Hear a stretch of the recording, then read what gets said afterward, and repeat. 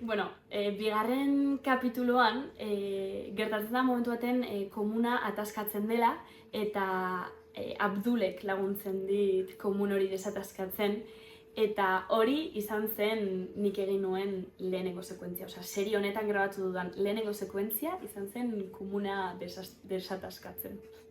Nire lehenengo estena izan zen hemen rodaje honetan, itxasokin, eskolako komuna garbitzen. Zen kiston ataskoa, norbaitek kakao dengo zuen, eta kiston ataskoa zen, nire lehenengo estena izan zen, komuna desataskatzen.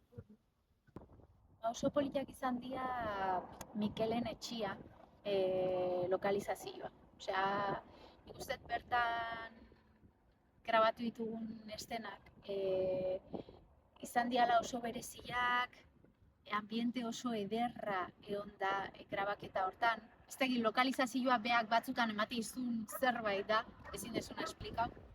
Zigorren pertsonaia Gailok egiten du Aitor Frantsesenak eta ez dakizue ze esperientzidan berekin uretara sartzea. Ez dakizue nola egiten du arraun. Eta gertatu zitzaidan berekin arraunean, bere atzetik dijoala noski, zijoan berak aurrera itsasoan eta kriston iluna barra zeon. Eta ni pentsatu nun hortxe, Gailoren atzean nintoala, hori zela hartu beharreko irudia, baina uretan geunden eta ezin ginen hondarretan zegoen jendearekin komunikatu eta pena bat izan zen, baina hala ere esperientzia hori Gailo ez dute zergatik aldatzen.